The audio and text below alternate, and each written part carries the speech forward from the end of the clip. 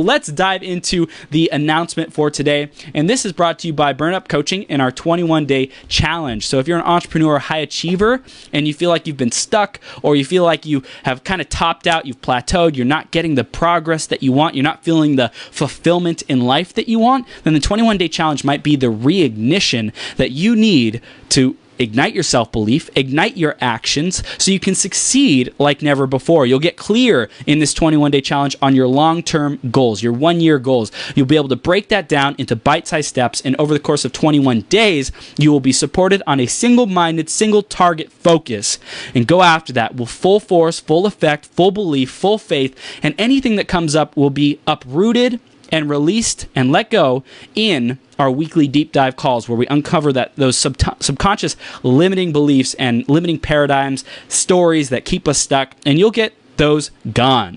And you'll also have daily accountability and check-ins. You'll dial in your habits, your routines, all kinds of really great stuff. So if that sounds of interest to you, if you love this energy, if you're ready to reignite, send me a message on Facebook, facebook.com/th3burns.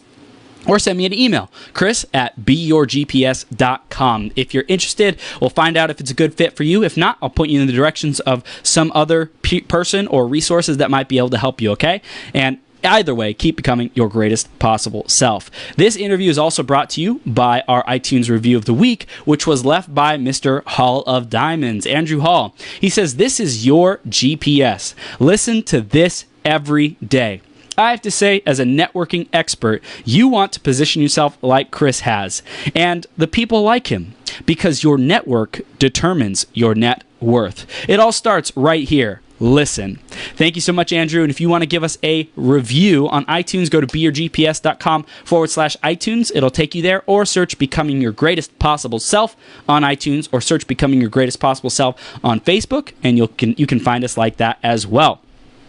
For the woman of the hour, oh my goodness gracious, this woman is going to bring the heat. I just know it. I know it. I've heard so many good things about her, and the love of my life had a chance to interview her and just said, hey, you got to get Marlo Ellis on this show, because it is going to be powerhouse, epic, epic, epic. So I'm going to read her intro, and then she's going to be on. So hang tight. Remember, she could share something that changes your life forever. So stay tuned. Marlo Ellis, a coach of divine feminine leaders, transformational speaker and founder and visionary of the Uncommon Woman. Marlo is driven to share her message of empowerment with women across the globe. Her vision is to create a stronger feminine presence in life and in business through the destruction of fear-based decision making, and by building awakened, powerful connection between divine feminine leaders and their world. Marlo provides women with the community and the tools they need to free themselves from suffering and living life in default. She is presently creating international platforms for women to stand on to share their stories of strength from struggle to strength. Let's go. Through their messages, they can build a solid foundation for the work they are meant to do in this world. Marlo believes that all women can access the life of their dreams by finding their voice and taking unapologetic action to live large and share their message with the world. And we are so blessed and fortunate to have her here today. Marlo, are you ready to rock this? I am so ready. I was born ready. Yes. I think you were born ready. I was born ready. You were born ready. I'm ready. Thank you so much for having me here. You're welcome. You're welcome. Thank you for being here. You're on a freaking speaking tour, and you took time to show up here and just give value to our audience. So thank you so much. We're going to be discussing that, transformational speaking, coaching, the uncommon woman, all kinds of amazing things throughout this interview. And before we go there, we're going to ask you a question based on the theme of the day, which is today, my pain is your gain, also known as wisdom. So how has this concept of my pain is your gain, how has that played a role in your life, Marlo? Oh my gosh. Well, first of all, thank you for having me. You're welcome. The Uncommon Woman platform is actually, I always say to people, I don't know how this happened, but I have actually created the Uncommon Woman on other people's pain. It's actually a platform that stands on the shoulders of other people's pain. and women in particular, right? And so how does that work? You know, how do we stand on the shoulders of our pain and actually be able to use that as a message? So the Uncommon Woman cross-country tour and all of the things that I have created because the women who I speak to have said, I really need to surround myself with people who can help me through this. And so what I've recognized is that when we have pain and we're able to actually see the lessons of it, and of course, you and I both know that that doesn't always happen right away. Sometimes we really try to figure out why this is happening and why us, and you know, the timing is terrible, and I'm still not getting it. And then later down the road, we will often see that there were so many lessons that we learned. And of course, that was my story. And so I have taken my own personal story and I've shared it with so many people, just, if anything, just to help them understand they're not alone. Right. And if they want me to be, you know, if they want wisdom from me, if they want me to share, I share. But often, you know, just by letting people in a little bit on our story, it gives them the confidence to know that they'll be able to get out, because you don't always see the light, right? I mean, people talk about the light at the end of the tunnel. Sometimes the tunnel's really long and you're not really sure how that's going to look at the end. And so our wisdom often is just this much. It'll be okay. Yeah. This is a season. This too shall pass. I'm not going to tell you when. I don't know how. And sometimes that's all the wisdom that you can give, and then it can go from there. And by the way, that's a dinosaur. Just so you know, I'm in a teenager's room, and it's purple with a dinosaur because I'm visiting. So I love it. It's kind of distracting, but it's all right. Can't do anything about it. So I feel like the wisdom, you know, there's so much wisdom that we can give, and sometimes it's just it's going to be okay. Just trust me that this process will be okay. Yeah, that's kind of like the foundation, and then you just build from there. Man, it's like in those deepest, darkest moments of frustration, of suffering, of fear, of pain, whatever else might be there. It's like all we can do is just take that next step. And it can be difficult to focus on, hey, that's all I need to do is just take one more step in this moment, because this moment is all we have, right? It can be difficult to remember that. But when we're surrounded by people who support us, who believe in us, like you, Marlo, and in the community that you're creating with the Uncommon Woman, like, how much more empowered are we to move forward, to take that next step with faith, even if like the light is at the end of the tunnel. If we're doing it on our own, you know, it's like way down there. It's like, dude, this is like impossible. And some people are at the point where they feel it's so impossible that they would rather just leave, you know, leave the planet, leave the world, leave our earth. And it's frustrating because it's like, if only they had that support, if only they had someone who believed in them, who reminded them that, hey, how you get through this is one step at a time, and you're not alone. There's people who've been suffering even more than you, worse than you, and trust, if they can get through it, you can get through it too. Absolutely. You know, it's funny, Chris, that I think back to when I was right in the mud, like face first, you know, like face first. It was like somebody hang me on my feet and they're just like, there you go, you know, try to get out of that. That's how it felt. And I remember feeling so isolated and so alone. And I've said to so many women since the Uncommon Woman has grown, is that I just created what I needed in my life. Yes. And I was so ashamed. I had so much fear. I didn't even want to tell my family, because the situation that I was in, I felt somewhat responsible for, you know? And so part of the darkness was darkness that I had created. I had actually created some of that in my own life. And so looking back upon reflection, I'm able to see that what was missing in my world at the time was a tribe or people who would say to me before I even spoke, listen, no matter what you say in this space, it's going to be safe. It's a safe container. I'm not going to judge you. Nobody here's going to judge you because you think that your story is really painful and really shameful. Well, I'm pretty sure you're not alone. And if you just trust us and have faith that we're going to hold the space for you, that you're going to feel, you know, you're going to feel lifted and supported. And I didn't have that. And that does not have any bearing on the people around me. It was just that sometimes when it comes to family, you know, like they're so emotionally attached to your story that it's just not in their nature to give you some of the advice that you need. They just want you to stay safe and protect, or they want to retaliate, or they want to have really strong opinions. And sometimes those strong opinions you're not necessarily ready for, right? And so you just want somebody to just hold space for you. And the dinosaur agrees. So I feel like all of us here together in our wisdom, you know. The dinosaur wisdom. The dinosaur wisdom. I needed those people that weren't attached to my story, so that I could dump it in the space and say, now what? And you know, it's funny, Shannon Miller is one of the speakers and one of the women in the Uncommon Woman movement, and her daughter, I don't want to give it all away, but her daughter was brutally stabbed and murdered in a house party in Canada 4 years ago.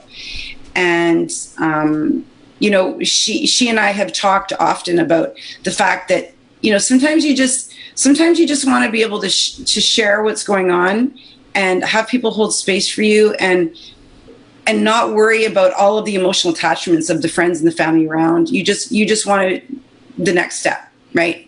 And she and I have talked a lot about that. And, you know, so all of these different, I have this conversation with all these women, but I just find that it's really so much easier sometimes to just fall into a space and into a tribe that is going to just hold you and not expect anything of you. Right? They don't have any expectation of what your emotions should be, whether you should be angry or you should whatever. It's just, we're just going to hold your heart here. Like that's what we're going to focus on. And so the Uncommon Woman has created that, right? And these stages so that women can do this. Wow. They can feel safe. So beautiful. I love it. We're diving in some juicy goodness right here. Yeah. And for people who don't yet know about, you know, the Uncommon Woman and what you're creating, the coaching. I read your intro and your bio, but why don't you give us a little bit more of an overview of what it is specifically and what it helps women do? So specifically, it's a platform. It creates platforms for women to share their stories of strength and struggle. And the goal of that, of course, is that as they speak, they heal. And as they heal themselves, they heal others. So the platforms could be stages, literal stages, or they could be Facebook Lives, or it could be giving them a space in the Uncommon Woman private tribe to show up and share. It could be the Uncommon Woman Gallery, which has become something that's really powerful. It's a black and white gallery of images, and some of the women who haven't yet found the words for their experiences are doing it through artistic expression. So all of a sudden, it's like any platform that women will share their stories is now a platform in the Uncommon Woman. And so I'm not saying no to anything. So if a woman says to me, Marlo, I want to sit down for coffee, or can we do a call and I'd like to share my story? Sure, let's do that in whatever way it will work for us, right? But then there are women who have gotten just past that space and they're like, I think I'm ready to stand on a stage. And I see myself speaking on stages and sharing this, but I don't have any stages. And I'll say, well, I do. People in the Uncommon Woman aren't necessarily professional speakers. Some of them are, but not all of them. Some of them are just mamas or just women who are the women in the coffee line. And they are so moved by their own story, and they know that it shifted them in such a way, and they're healed, and that they see the light, and they're like, I just want to tell one other person that there's a light, because I couldn't see it, and I'm pretty sure that there's somebody out there who doesn't see it. You know? So that's the platform. And I often say to the women who speak on the stages or who share their stories in the tribe, I'll say, your story could save a life or save a soul. Because somebody told me a story. When I was in my darkest time, I was in an abusive relationship, and I had suicidal ideations at the time. And my suicidal ideations were all around shame, if you can believe it. So I didn't want to put my parents at shame. It was just crazy because I was a leader in my community, and it was just shame-based. And somebody shared a story with me, one of my very dear friends, a story that I didn't know. And she saved me from possible ending my own life. And so her sharing of her story saved me. And so I know that when other women share their stories, women and men, but because the Uncommon Woman is for women, I speak of women. So I just want everybody to know that, that those stories will save somebody. If there's not saving their life, it's going to save their soul. It's going to take them out of the numbness, or maybe they'll, move from the addiction into getting help, or whatever it is that they need. And it might not be right away. They might need to hear that same story 5 times, but maybe you're one of the 5, you know, like it's just that kind of a platform. It's just like, let's just share our stories and reach as many people as we can. So even something like this, you know, is powerful because you have a whole community that may need to know about the Uncommon Woman, or one of the women on one of the stages might resonate. So that's really the Uncommon Woman. Like, that wasn't in a nutshell. I can't even say it. Perfect. That's a long version. I love the details. I love the details. Yes, that's awesome. And I acknowledge you for recognizing what changed your life, and recognizing that if there's more of that, and more of that is celebrated and promoted and empowered and acknowledged and cultivated, then more women's lives can be saved or transformed or, you know, freed. So I really, really love that. And what I want to do now is go back into the journey about how you got into this position of you know, hosting this platform and being, you know, the curator and founder, but like really bringing together all these amazing, powerful women. Like, how did you become the woman who is in front of us today? Take us back to where the journey starts, so to speak, in you becoming who you are today. Right. So in 2011, I had moved from teaching internationally back home into Canada. And I was at a bit of a crossroads in my career, in that I was a teacher for 10 years and I had retired from teaching to go full-time into the fitness industry. So when I got home to Canada, I needed a space to start my fitness business and build my clientele. So I found a space, found a man in the space, fell in love, we moved in together, and soon that relationship, I found it very abusive, and it was emotionally abusive and verbally abusive, and I wasn't really familiar with what that was. That wasn't my childhood. That I had the most beautiful childhood, and I always had really healthy relationships. I was trying to figure out what this was, what was different about it, and I also was trying to figure out, once I figured out that it was abuse, I was trying to figure out how I got there. And I know that I speak to so many women, and they'll say, I don't know, it's not like me. I've always been strong. I've always been really careful about who I dated or who I became friends with, or whatever career I took, or where I went at night. Like, there's always, whatever your story is, you always feel like you were smarter than that, or that you had always made great choices. And so I really struggled with that. And I got myself out of that relationship a year and a half later, and it was a threatening relationship. So I needed to get out. And so I had to kind of like dive into owning a fitness business. So I built a gym on $1,000, which is a whole other story. So I had left what was painful and scary, and my life had been threatened. And I stepped into my personal power. I called in all of my people. Like, the shame had to go, the ego had to go, the story had to just set down for a moment, and I had to step into my personal power, because now I had to take care of me. I actually had to start over, fresh. I had no money. I had to rent out the house that I had just bought so I could move into the basement of my gym so that I could afford to have a business, because I had nothing. Wow. And talk about personal power. I was at the bottom of my life. I was in some of the darkest days, yet I was able to make some of the boldest moves I'd ever made. And at the time, I didn't feel strong, Chris. At the time, I didn't feel like I was doing anything that was courageous or confident. In fact, I was really sad about what had happened, because everything aside, I loved him. And just because things don't go right, and just because there's pain in things, does not mean that the love is gone. So I was really confused. Yeah. So I was depressed, and I was sad. I had invested. He was the first person I'd ever shared a home with. There was just so much, right? And as time went on, and as I built my fitness business, I had it for 3 years, I recognized that I was attracting all of these women. Of course, you are what you attract. So I was still in a lot of pain, but I was like one step ahead. You know, I had got out, and I was starting to rebuild my life. And all these women were coming to me, and not all of them had stories, but the majority of them did. And they were in unhappy marriages, or they had just been diagnosed with breast cancer, or they had lost a parent or a child. And I would sit and I would listen to these stories while I'm training them. And what I recognized is that they needed tribe and support. They needed what I didn't have when I was going through that time. And I would say to them, are you isolating yourself? Are you finding that you don't have any friends? And they'd be like, yes, yes, yes. You know. So I started recognizing that there was a need for something safe that people could share their stories in, and not have connection to that emotional thing that I was telling you about earlier. Because I would say, have you told your family? And they'd say, no. And I'd say, why? And they said, because I don't. And I'd say, oh yeah, I actually get it. I was there. So you can tell me this is safe with me, but I can also help you. And so in 2015, I went to a live event in California. It's crazy how these events change your lives. And I went to an event, Lori Harder's Bliss Project, and she was on stage. And I remember she looked over at me, and I swear to God, she was speaking right to me. And she said, you have the opportunity to live the life that you desire to live. And the beautiful thing about that is that you get to choose how that's going to look. And I remember looking at the women around me and going, I think she was just speaking to me. And they're like, no, actually she was speaking. I was like, no, she was speaking to me. It hit me so hard. And I remember thinking, not only am I going to do what I want to do, but I'm going to be standing on that stage sharing my story. This was 2015. And 3 years later, which was this year, Bliss Project, I stood on her stage. And I shared her story, or shared my story on her stage. Wow. And it was so incredible to stand on that stage this year and turn around and look at my old self.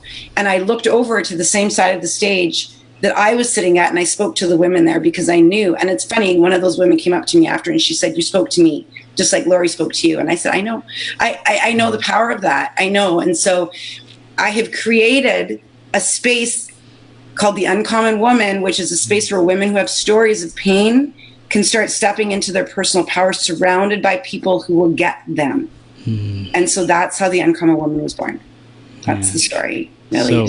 So beautiful. And I love like the full circle kind of aspect of it, how in 2015 you were there and like sitting in the audience, Lori spoke to you, and then this year you're up there speaking to another woman, passing it along. You know, I think I see that metaphor happening in your life, and everything that you're doing is like, hey, you know, I was shared a story, you know, someone shared a story with me, and now I get to do that with you, and the story that you share will help another woman, and that woman will rise up and own her voice, own her power, own her gifts, own her strengths, and possibly share her story with others, creating a chain reaction that makes a difference in the world.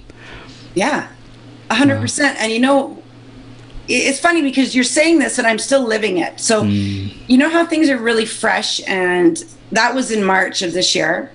And I still think back to that moment in time, and I think I was also still speaking to myself. Like you're constantly growing. And I remember so clearly the girl that was me that was sitting in those seats. And I still speak to myself. And I've created the Uncommon Woman for me too.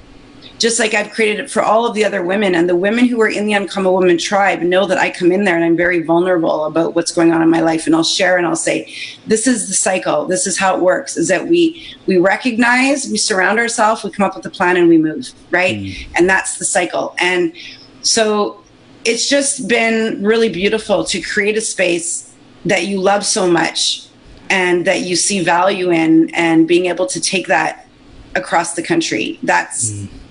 you know, that's been for me so epic, because the Uncommon Woman in 2015 was live event. It was actually a live event with the documentary. Wow. And now this year, I feel like so many things have come full circle. There's no documentary, but there's a short video of the images in the gallery of the women who are part of the tribe. And that will be shown at every venue. And the women who are in that video are going to be standing on the stages. Like there's all this beautiful synchronicity that, you know, you have a dream, it doesn't always show up exactly as you think it's going to show up.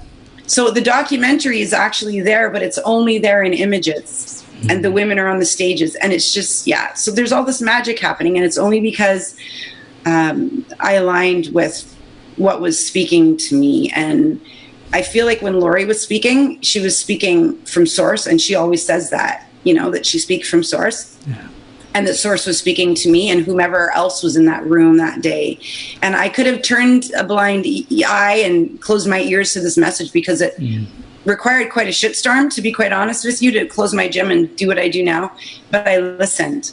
And so I encouraged the women who are in the tribe to always listen to their intuition, you know? It's always right. So beautiful. So that process of closing the gym and starting up your coaching business, like what was that like, and what were the first, you know, couple months or year or two like evolving through that process? So the process was painful because I absolutely loved what I did. And there was doubt. around that. And that was painful for me. And I've been very vocal and very open and honest about how that affected me. I went into a little bit of a depression, not about closing my gym, about the way it was received, because my gym was a community and I felt very close to so many people there. And many of them stayed, but more of them left, and they just didn't understand what I was doing. And it was painful for me, and it was a big learning curve, because I recognized that we can't, there's a season sometimes in relationships, and they were such a big part of my growth into who I am today and what I'm doing. And I wanted them to be part of that, and I wanted them to see that. And there were the people that didn't want to see that. They were angry, hurt, they were connected. They felt like they were part of a family, and that facility was closing and that family was shutting down, right, in their eyes. So it was hard for me, Chris. And so it was about 6 months of pain and confusion and trying to like put out fires of rumor and stuff like that. But then I was lucky because I hired Lori as a coach, actually, right after she spoke to me, and she had closed her own studio and had gone through something almost identical, which is why I hired her, and she walked me through the whole process. So having a coach in that time was vital. And quick question. Do you find that some of these women who were against you or against what you were doing at that time, have you seen like some of them forgive you and come back around as time went on? Yes, it's been a slow 3-year circle, but I've had women actually message me and apologize. No. I've had people ask to be part of the Uncommon Woman tribe. I've had run-ins with women in grocery stores and, you know, at live events, or there was a summer concert this summer in the park, and I had 2 or 3 women come up to me and say, I finally get what you're doing, and I just want you to tell you what a beautiful thing you're doing, and I'm so proud of you. Wow. And I didn't understand at first, but now I get it. Or they would say, you know, I'm sorry that I wasn't supportive. And that means the world to me. And I also say to them, you know, it's okay. Like, there's been a lot of forgiveness around it, because I just needed to understand that not everybody understands. And I often will say to the women that I coach, your journey is your journey. And don't expect everybody to jump on the wagon and go. It's not going to be like that. And you have to be prepared for that. And you have to sit in tons of forgiveness, you know, and just accept that this is your choice, not theirs. Wow. That's beautiful. And I believe it's really empowering, especially women. There's a tendency to be about others, be about the family, put others first. Like, oh my God. Yeah. So it's like to empower them in saying, hey, you get to create your reality too. You get to, you know, have your dreams become real too, no matter what you've gone through, no matter where you've been, no matter, you know, what worth you think you may or may not have. Like, I'm here to remind you and deliver the message that, like, you have value to add to the world, and you deserve to be, do, and have whatever you desire, because that's why we were put here on this planet, to have an experience, to have a, you know, a source-driven journey. Absolutely. And so many women worry about being nice, and I don't even like that word anymore, because it's just so vague. What does that mean? When I hear nice, it's almost like complacent, or oh, she's so nice. You know, I didn't have time to be nice. I was kind. I spoke to every single one of my clients personally, which was a huge, exhausting process. But I honored them, and I told them as much as I could, because I didn't even know all the details. Like, the Uncommon Woman didn't exist as the Uncommon Woman. Right. I needed to work with women at a deeper level emotionally. That's all. And I would tell them that, and they'd be like, you know, you're going from training bodies to training souls. I don't get it. I'm like, I don't really get it either. But so I had to just really have faith in my choice. And sometimes people would ask me questions. I'd say, I don't have all the answers. I just know that I'm doing the right thing. And I was blessed, because my family, as confused as they were too, to be quite honest with you, because my gym became a family affair. My partner, my parents, my brother was there every morning. Wow. My best friends, like, it became a family affair. When I closed, it was like everybody grieved, you know? And so I just had to keep saying to people, I just know that what I'm doing is right. I just know that what I'm doing is right. And I have not stopped for 3 years. Like, not to prove anything, but just because I knew that whatever was growing, whatever I was doing needed to be happening. And so I have been really pushing to figure it out. I've been marinating. I like to call it marinating. Yes. Marinating in the Uncommon Woman for 3 years. And the Uncommon Woman was, with the name, the Uncommon Woman was born about 1.5 years ago or 2 years ago.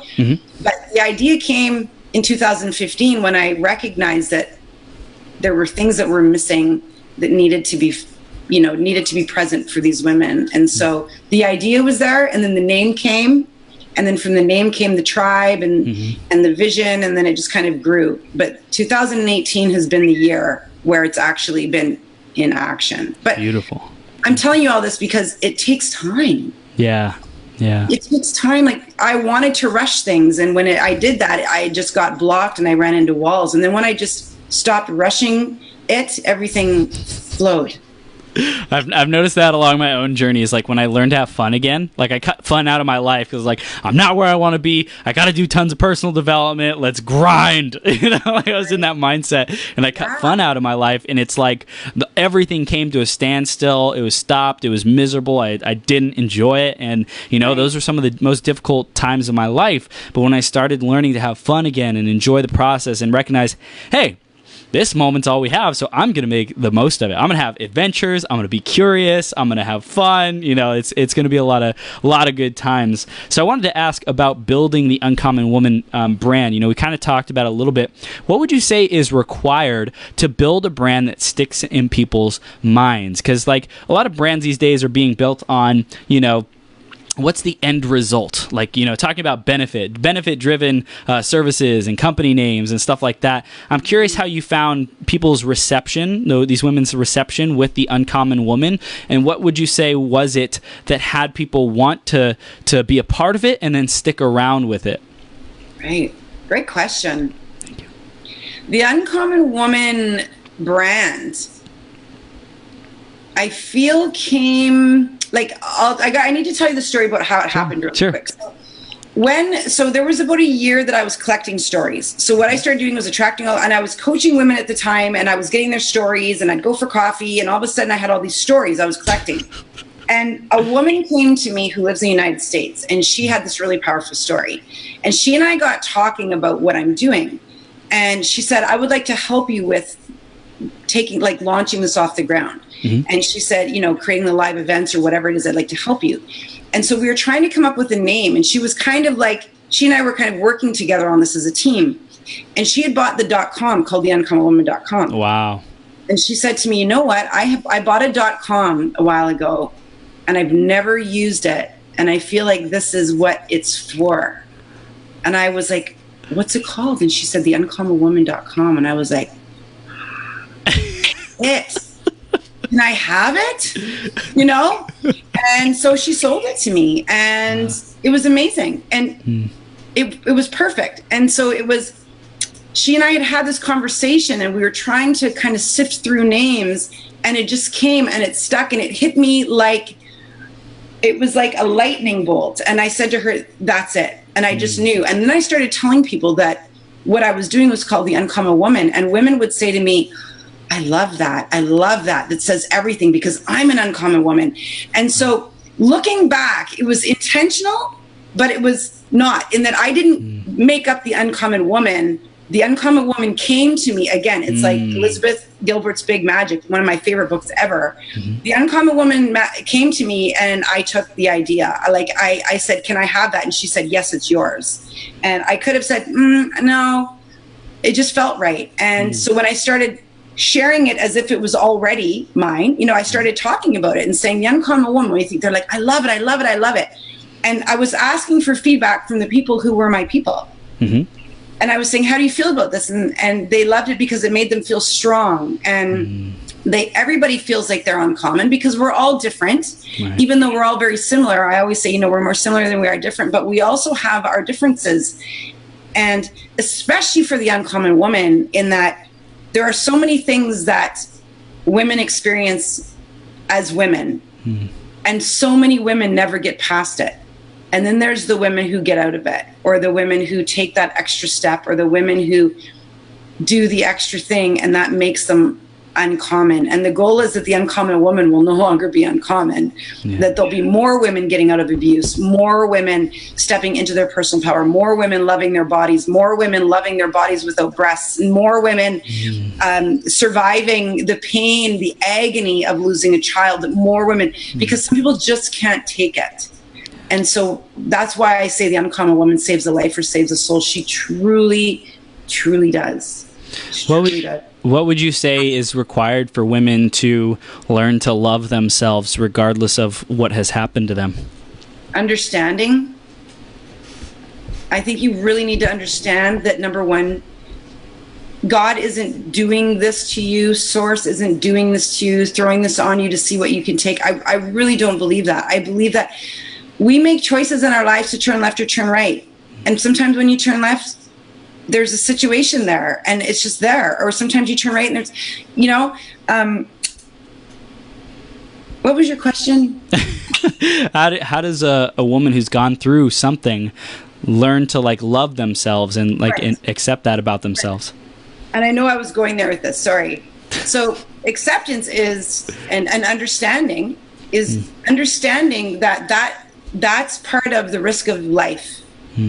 Life is a risk, right? The moment that we leave the womb, life is a risk. And I know that parents, I talk to so many mamas, and they want so badly to protect their children. And often my conversation will be, you realize that you can only protect them so much, right? Like these things, they are going to experience pain because it's guaranteed, whether it's emotional pain or heartbreak, or they're going to not get the job or not get the acceptance into university, or there's going to be worse pain, right? Pain is guaranteed. So once we understand that it's part of the human condition, and once we accept ourselves in that understanding of that it brings a little bit of release of responsibility. Like there are certain things that we just can't control. For example, if you're a woman with hyperthyroid or hypothyroid, or you've had some kind of whatever, and you're so self-conscious about it, just the understanding that it's the human condition, and that the human condition is all part of challenge, right? Like part of being a human is being challenged, and challenged in different ways. And so being a woman and falling in love with yourself is a really difficult process, just like it is for men. And so there's understanding and acceptance. There's surrounding yourself. I believe faith is a really big part of it. Sometimes just understanding that you don't, kind of that relinquishing control and relinquishing responsibility and turning things and saying, okay, so this is not my lot in life, or this is what I've been, but it's really like, this is my gift. So my gift is this. And now what am I going to do with this? How am I going to use this? And I think this is where a lot of people get stuck. How am I going to use this to make my life better? Because I have two choices: to sit in the suck, as my girlfriend Nadia says, or I can actually use it to make something beautiful of my life. Like think of all the people out there who had really crappy situations, who have turned it into massive bliss and joy and success, and in whatever way that means. Right now everybody's talking about Terry Fox. And he ran across Canada on one leg in a prosthetic, and his body was literally dying of cancer as he did it. He ran from the East Coast, and I think he got just a little bit west past Thunder Bay, and he had to stop running. And he took something that was so painful and so tragic and so traumatic for him, and he turned it into something that inspired an entire nation. And international news was made because people were like, this is what you can do with your story, with your situation, right? And so it's a choice. And I think once we understand that it's a choice, then we have control. And that's nice to know, right? Like humans like to have some control over some things, Yeah. What are some practical or tactical things that you really recommend for women to do to have that self-love, accepting, understanding through their process of difficult times? What do I do? Like, how do I help them? Yeah. There's a lot of questions involved, right? Like, I feel like some of the best conversations, some of the most transformative conversations I've ever had have been with people who have said, so how do you feel about that?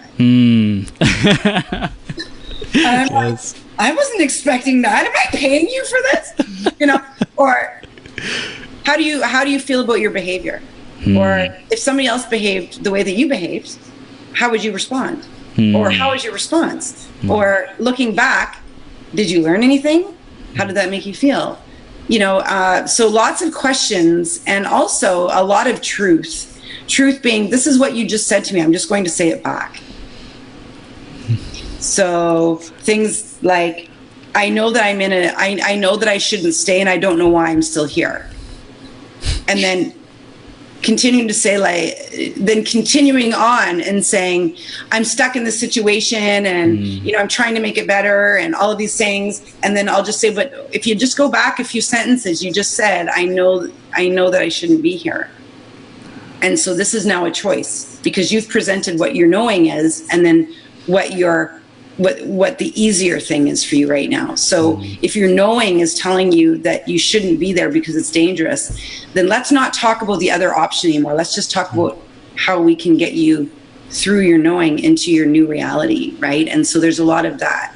People call them truth bombs. I tend to be known for truth bombs, but it's always just from my own practical experience, which was my life was threatened, and I knew that I needed to not stay, and I stayed, and it continued to be so. And so finally I thought, you know what, I need to be leaving. And it was my counselor who actually at that point said, every time that somebody says that to you, how do you feel? And has he stopped you from leaving? No. Oh, so why haven't you left? Good question. Right? And I know that not all women have that same situation. And this is when I say to them, recognize the situation, surround yourself with the right people, come up with a plan, and then act. I don't think that anybody should do it alone, especially if they're in danger. It's just not wise. But sometimes there's nobody around and they have to make a decision. And so that's when I say, just listen to your intuition. If your intuition says not right now, then don't. If your intuition says go, then go. Right? So it's not cut and dried, and I understand that. But I also believe that we can resist our intuition because of fear. And the truth is that fear is assuming that something bad is going to happen. We're assuming an outcome that's bad. And my outcome wasn't bad. It was peaceful, actually. I left and I never looked back. And, you know, there was some drama in the background, but I just chose to ignore it. So I could have stayed, but I didn't. Right. So that's how I work with women. I just talk to them and support them, and it's not pushy and it's not judgmental. It's just a lot of support and questioning. But then there's also, okay, like, are you ready? Because some people aren't ready. And if you're not ready, you can't make somebody be ready. Right. But when people are ready, then it's just really like, okay, so how can we do this together? Right? So for a woman who's listening or watching right now, and she knows that she's like putting up with something or tolerating or unhappy with something, suffering even in pain, but she's resistant to reaching out for help. What does that woman need to hear?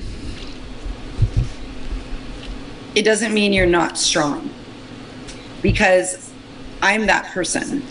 And often women who are strong personalities or who are perceived as strong are the ones that have the hardest time. It's actually not always the introverts, or it's often the people who are really strong. You know, the latest thing is ask your strong friend how she's doing. You know, when people talk about suicide, death by suicide, they'll often say, ask your strong friend how she's doing. And that's because people who are perceived strong, so ask the person that you perceive as strong how she's doing, because there's a really good chance that she's not okay.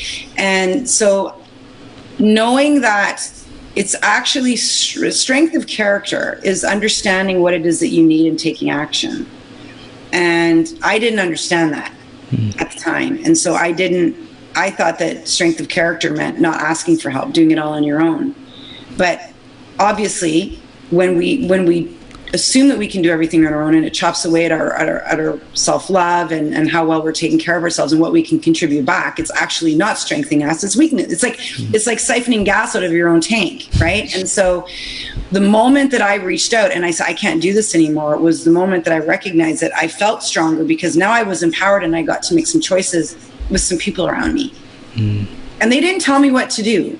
And I was very clear, like, I need you to support me. And they would say, what do you need? What do you want? Like, what do you want to do? And I want to leave. Okay. Right. So asking for help. Yeah. And understanding that that's not a sign of weakness. And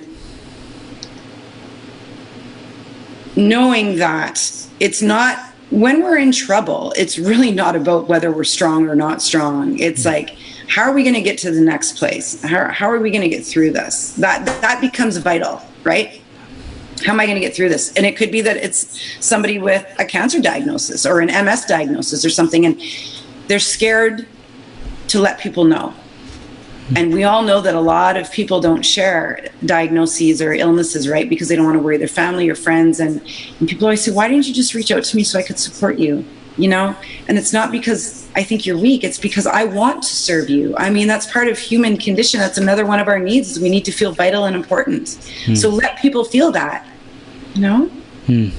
Is there something that women, you would invite women to feel or to remember or to recognize about themselves, about what they've gone through already, how strong they are, how much people want to help them, women want to help them to be able to reach out in the first place? Because I feel like it's like, okay, great, I know I'm supposed to ask for help, but it's like really difficult just to even get past that initial barrier of uncomfortability, like to drop that quote unquote bomb. They feel like they're going to drop a bomb in someone's life, and like, you know, it could blow up in their face, so they think. So it's like, what is the best way to do that, to take that, you know, baby step, or to raise their hand and say, like, do they literally say, I need help? Do they literally say, hey, can we talk? Like, what's the easiest way to get into a conversation to start lightening up the pressure or the perceived pressure and anxiety around something like that? A few different answers. Who would you be if? Right? So who would you be if you reached out for support? Right? So that's a really important one, I feel, because then they're actually looking at their future self as opposed to trying to figure out, right? Who would you be if you reached out? Another one might be, think back to a time when somebody reached out to you. How did you feel supporting them? And how much did you help them? You know, so having a conversation about the importance of that process, and then maybe saying, can you think back to a time in your life when you reached out for help and it was really, really, you know, it was really amazing, like it really helped you transform, or it shifted you, or it gave you what you needed? Like, can you think back to that place, you know? And what's different now than then? So what's changed? Why don't you feel comfortable now? And it could be, well, I'm high profile now, or I coach this very thing that I'm in. And they'll say, okay, so it's a perfect opportunity for you to show your vulnerability and to let others know that just because you're a coach or just because you're a leader doesn't mean that you live an unrealistic life. And so that's one of the reasons why I go into the Uncommon Woman tribe and I open up about things that I'm vulnerable in, because I need the women to see that part of what happens in our society now is that there's such this unrealistic expectation and we can't live up to it. And so people take their own lives, or people become numb to their emotions through addiction, or, you know, whatever. And so just opening things up so that people can actually look at their lives and look at maybe times in their life when they were supported or they asked for support, and how that made them feel, and the outcomes. Because sometimes when you're in it, you can't really think about your present person. You know, I'm exhausted, or I just don't have it in me. Or, okay, so let's go back to the girl who did have it in her then. Can you think back to her? Yeah, there was a time when I left the situation. Okay, so do you think you can do that again? What did you do then? Because I'm pretty sure you felt the same way, right? Just reminding people, you know, I held a meetup last night for the Uncommon Woman here in Toronto, and I had an amazing speaker named Amber McKenzie, and she shared, and she said, you know, what would your greatest self do in this situation? How would she respond to this, right? And of course, we all know the answer. And then she's like, okay, so just go to that person when you don't have the answers. And I think that's really important. You know, I think that many of us who find ourselves getting out of things quicker than we used to, we do that. Okay, I know that I know that I can do this. Even though I don't think I can, I actually know that I can. I'm going to go into my knowing instead of my feeling right now. Yeah. Yeah, powerful. That was really, really powerful. Thank you for all those, access points for these women who might be listening, or even men. These are great questions for men who are struggling too. I'm great. Yeah, humans. Yeah, exactly. In terms of the men who might be listening, what recommendation would you give to them, or call to action or encouragement would you give to them when, I don't want to say dealing with an uncommon woman, but when relating with an uncommon woman? I know that my partner would be like, yeah, with handling, right. I'm so glad she travels. Yeah. That's a great question, actually. And first of all, I want people to understand that the uncommon woman isn't about men, right? It's not. There's no finger pointing, and women's pain is not originating from men. Like that's not the thing. The uncommon woman is all about women in their own pain and moving through that. What would I say to the men around those women? Support them. I had this really interesting conversation last week with a gentleman who has a beautiful family, and he and I were talking, and we were having a really interesting conversation. And he said, one thing that I haven't asked my wife recently is how she's feeling. Because she, takes care of the children, and she has her own work, and he works long hours. And he has a really incredible job, but he is sacrificing some of his time with his family to be in his work. And he said, sometimes I forget to ask her how she's feeling, like really feeling about what's going on, because life is hard when you have kids, right? And I think that question, if you're open to the answer, and if you're open to holding space and not interrupting and deciding how the answer is going to be, can be a really incredible door opener to another level of communication in a relationship. Now, this could be father-daughter, it could be brother-sister, it could be partners, it could be a guy friend and a girlfriend who have a really incredible relationship, and the girl's like, oh, things are great, and he's like, awesome. How are you really feeling? Like, how are you actually really doing? I have one brother in particular who he and I have these conversations. I have two amazing brothers, but I have this one brother, Roy, who he asks me that question all the time. Marlo, how are you doing? Like, how are you actually doing right now? And I'll be like, and sometimes it's great, and sometimes I'm actually like, I needed you to ask me that question, So again, ask the strong person how they're doing, or just the woman who's holding it all up on her shoulders, the children, the career, that she's trying to keep herself together, and she wants to feel good about her body, so she's working out every day, and she's trying to do all the things. And it's sometimes just like, how are you? And then wait for an answer, let it happen. Yeah. I love it. And, the first thing that came to my mind is if I asked my sister, because I've never really asked that question to my sister or my mom.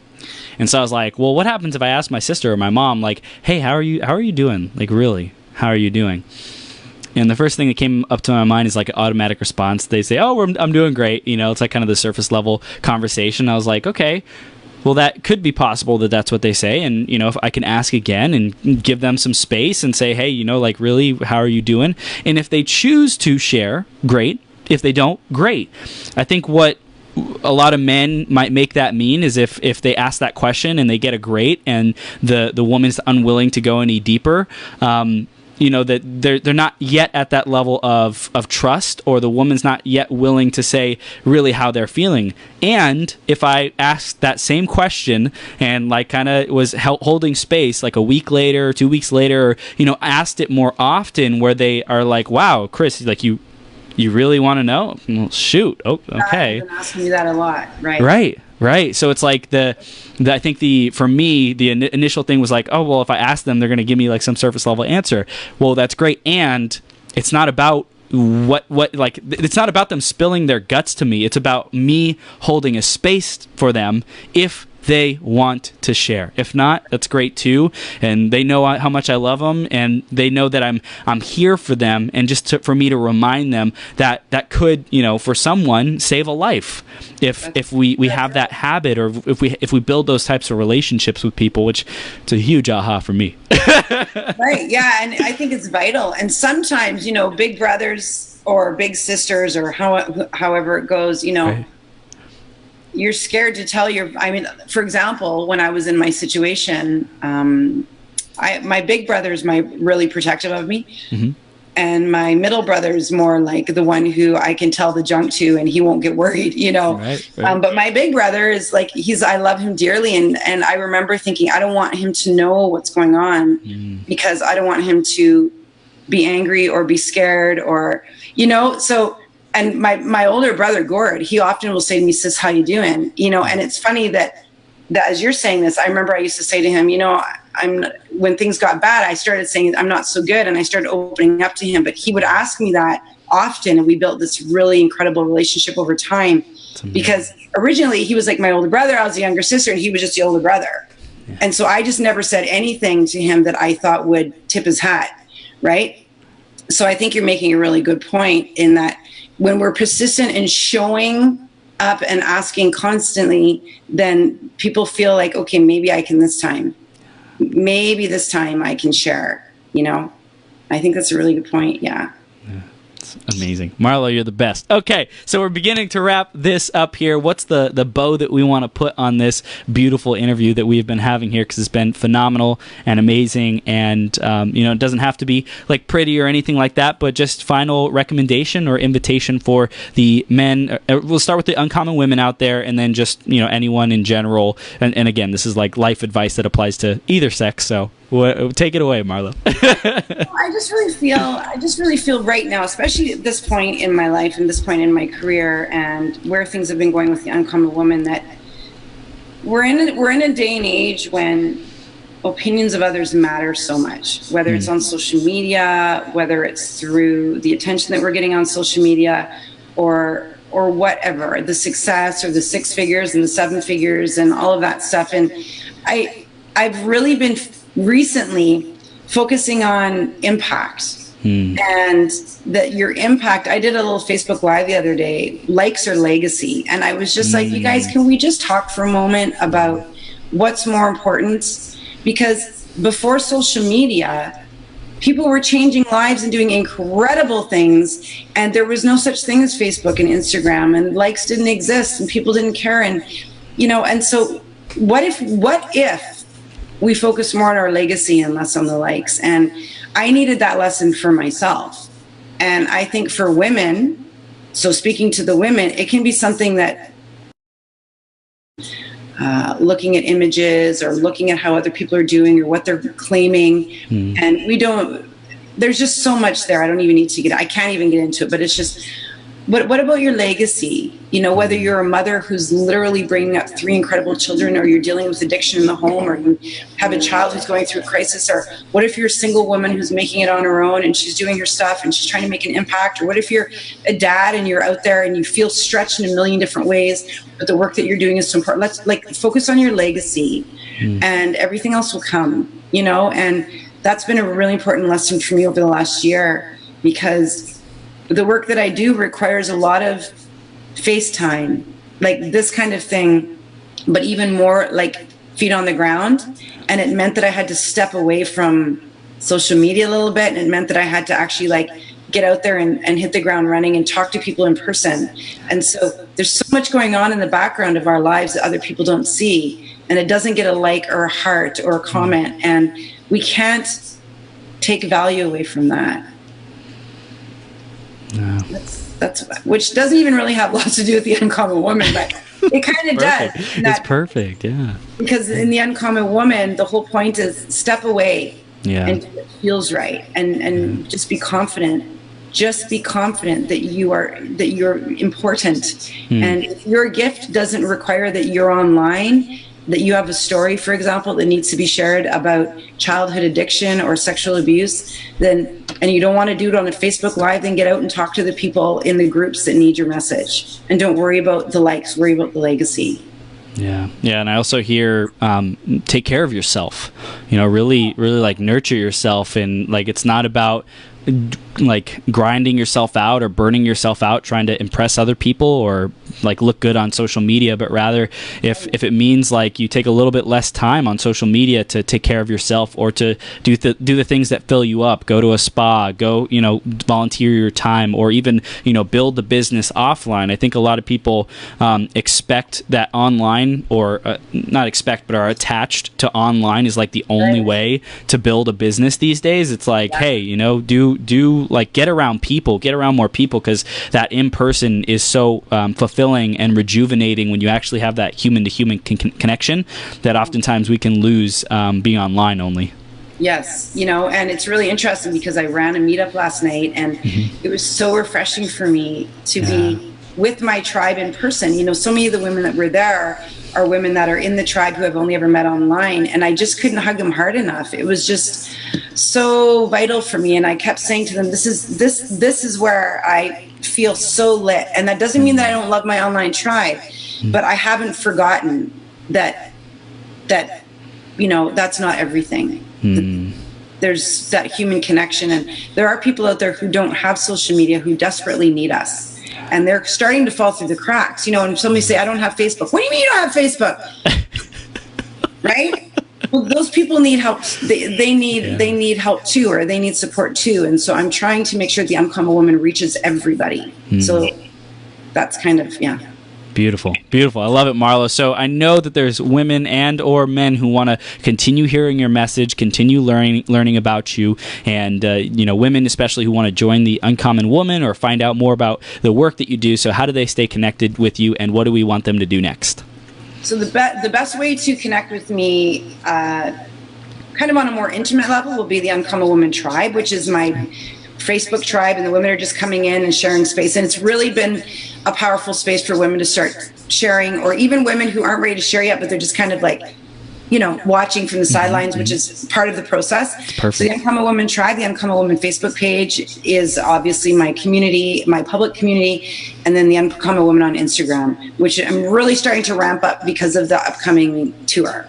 Yes. So I believe that my Marlo Ellis Facebook page is maxed out, and I'm just like, I can't spend time unfollowing or whatever it is called. So if people want to join me on that page, just follow. And then I do Facebook Lives every day, and I'm super present on there. And it's just, that's my other space. And then, of course, the Uncommon Woman Cross Country Tour, which is this fall. It starts in Toronto the 29th of September, and we go across the country. So the uncommonwoman.com is the online space to get that information. Awesome. So everyone definitely stay connected with Marlo. Go to uncommonwoman.com to find out more about the tour. Go join her Facebook group if you're an uncommon woman or ready to be or exploring that possibility as a woman. Facebook.com/the uncommon woman. And Marlo, thank you so much for coming on today. You are a superstar. Thank you for the love that you're sharing in the world, empowering people and empowering women to step into their gifts, to step into their love, their self-worth, their the difference that they can make, one life, one message, one share at a time. So thank you so much. Thank you. And I just want to thank you for all the beautiful work that you're doing. I know that this is energetically taxing, and I just honor you for stepping super. And I know you're like me, you step into it and you're like super high energy, but you're also giving the whole time. And so I just want to send you a bunch of love and light for doing the work that you're doing, because it's super powerful, and you're putting other people in front of the world, which is really, really great. I'm just so grateful, and it's so abundant. So thank you. Thank you. And I'm going to send this interview to my sister and my mom for sure, and probably my dad too, just so he can get an insight into it. Awesome. Yeah. Awesome. Thanks. Thanks, Marlo. We'll see you soon. Okay. Bye. Bye.